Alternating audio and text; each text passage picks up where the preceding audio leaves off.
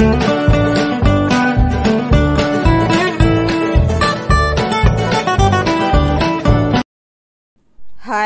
Hello friends, అందరికీ నమస్కారం అండి. ఏం చేస్తున్నారు? ఈరోజు లంచ్లోకి నేను క్యారెట్ కట్ చేస్తున్నానండి. క్యారెట్ అయితే చాలా రోజుల నుండి స్టోర్ చేసి పెట్టేశాను, అయినా సరే ఫ్రెష్గా ఉంది, ఇంకా పాడైపోతుందని కట్ చేస్తున్నానండి.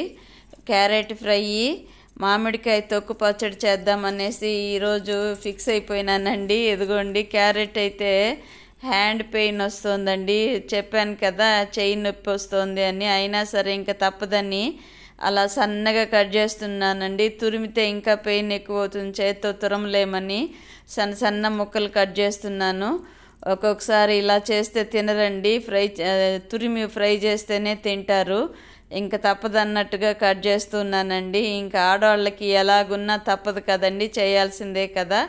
ఇటుపక్క రైస్ పెట్టేశాను, దంపుడు బియ్యం అండి. దంపుడు బియ్యం రైస్ తింటున్నాం ఈ మధ్య, అది పెట్టాను. ఇటుపక్క చిన్ని కుక్కర్లో పెట్టేశాను. అటుపక్క క్యారెట్ నీళ్లు పోసి సాల్ట్ పసుపు వేసి ఉడకబెడుతున్నానండి. సరిపడినన్న నీళ్ళు వేసామనుకోండి కరెక్ట్గా సరిపోతుంది. ఉడికిపోతే ఇంకా పక్కకు తీసుకొని పోపు పెట్టేసామంటే క్యారెట్ ఫ్రై రెడీ అండి. ఇదిగోండి, మామిడికాయ తురుముతున్నాను. ఇది కొంచెము అంటే పుల్లగానే ఉంది, కానీ కొంచెం మెత్తబడినట్టు ఉందండి. చెక్కు తీస్తే బాగా వచ్చేసింది. సరే, దీన్ని తురుము పచ్చడి చేద్దాము, చాలా రోజులైంది కదా అనేసి ఇలాగ ట్రై చేస్తున్నానండి. పెద్ద రంధ్రాలు ఉంటాయి కదా తురుము పచ్చడికి, ఇది తురిమేది అందులో రుద్దేస్తున్నాను, త్వరగా అయిపోతుంది అనేసి. చకచక చేసేస్తాం అనుకొని చేస్తాం, కానీ ఎప్పుడో ఒకప్పుడు లేట్ అవనే అయిపోతుంది ఏదో ఒక పనిలో.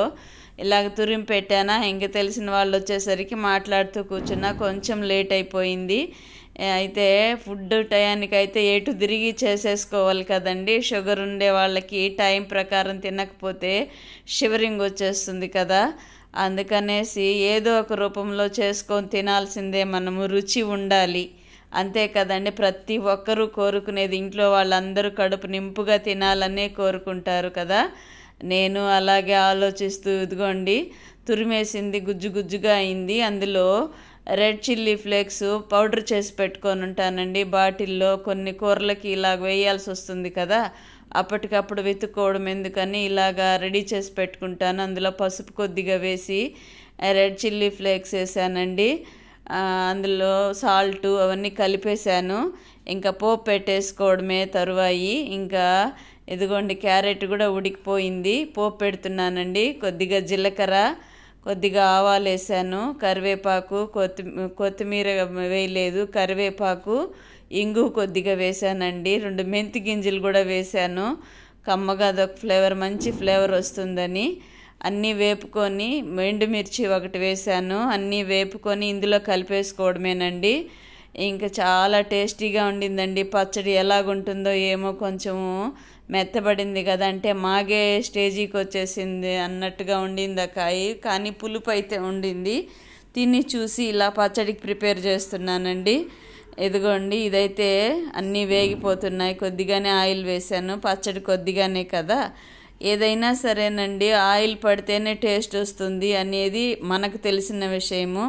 కానీ హెల్త్ పరంగా అయితే ఆయిల్ చాలా వరకు తగ్గించాలి అని డాక్టర్స్ చెప్తారు.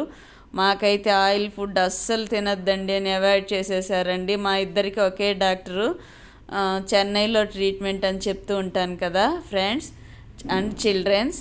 ఇదిగోండి, ఇలాగా పచ్చడి అయితే రెడీ అయిపోయిందండి. సూపర్ టేస్ట్గా వచ్చిందండి. నేనైతే పుల్లగా బదులుగా పచ్చడి చేసేసరికి తీయగా అయిపోతుందో ఏమో తురిమిన తర్వాత అనుకున్నాను, కానీ బాగా వచ్చిందండి. ఇదిగోండి, క్యారెట్ కూడా రెడీ అయిపోయింది. ఇంకా అదే పోపు పెట్టేస్తున్నాను. పోపు పెట్టేసాము అంటే ఇంకా వంట రెడీ అయిపోయినట్టే. పెరుగు ఎలాగూ ఉంటుందండి. రసం అయితే ఒక్కొక్కసారి పెట్టాను అంటే 2 రోజులు అలాగ ఉండిపోతుంది. ఇంకా ఒకే రోజుకి సరిపడా రసం పెట్టలేకపోతున్నానండి. అన్నీ వేసి కొద్దిగా చింతపండు, టమోటాలు వేసినా సరే, 1-2 టమోటాలు వేసినా సరే ఒక మీడియం సైజు గిన్నెకి వచ్చేస్తున్నాయి. ఇంకా అవి 2 రోజులు కంపల్సరీ తినాలి. ఒక్కొక్క రోజు రసం కూడా వేసుకోరు. అలాగుంటుందండి వంట చేస్తే. అది మిగిలిందంటే మళ్ళా బాధ. మిగలకుండా చాలకుండా వచ్చినా అంతే బాధ. అయ్యో పిల్లలు కడుపు నిండా పెట్టలేదే అనుకుంటాము. ఇదిగోండి ఏదో మర్చిపోయే వస్తువు దానికోసం వెళ్ళాను. అదే ఫ్రై అయితే ఇలాగ తయారు చేసేస్తున్నానండి. కొద్దిగా మినపప్పు వేశాను, జీలకర్ర కొద్దిగా వేశాను, ఆయిల్లో వేపేసి ఇంకా ఆల్రెడీ మిరప్పొడి కొద్దిగా వేశాను. అవన్నీ కొన్ని స్కిప్ అయిపోయినాయండి. అంటే ఎక్కువ లెంగ్తీ అయిపోతుంది కదా వీడియో, అందుకనేసి అలాగా చిన్నదిగా పెడదాము. చూసేవాళ్ళు చూస్తున్నారు, లైక్ కొట్టట్లేదండి ప్లీజ్. అందుకే నేను ఎక్కువగా పెట్టట్లేదు. లైక్ చేయండి ప్లీజ్. లైక్ చేశారనుకోండి, చూసిన వాళ్ళు ఏముంది డబుల్ టాప్ చేశారనుకోండి దాని మీద, అంటే ఫింగర్ ప్రింట్ ఉంటుంది కదా, దాని మీద నొక్కండి ప్లీజ్, లైక్ వస్తుంది. చూసిన వాళ్ళు తప్పకుండా లైక్ చేస్తే నాకు చాలా హ్యాపీ కదా. ఒకరిని సంతోష పెట్టడం అంటే ఆషామాషి విషయం కాదు కదండి.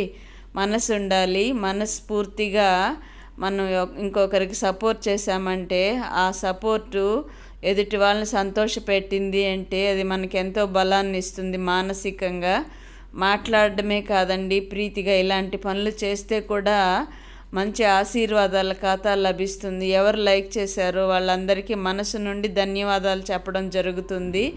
అలా ఎంకరేజ్ చేయడం కూడా ఒక మంచి విషయమే కదండి. ఇదిగోండి పచ్చడి పోపు పెట్టిన తర్వాత ఇలాగ తయారైంది. ఫ్రై అయితే రెడీ అయిపోయింది కదా. అందులో కొద్దిగా కారము, పోపు పెట్టిన తర్వాత కొద్దిగా కారం వేసానండి. ఈ రెండింటి కాంబినేషన్ అదిరిపోయిందండి. ఎలాగుంటుందో ఏమో అనుకున్నాను, కానీ ఒకసారి మీరు కూడా ఇలా ట్రై చేయండి. ట్రై చేసి లైక్ చేసి షేర్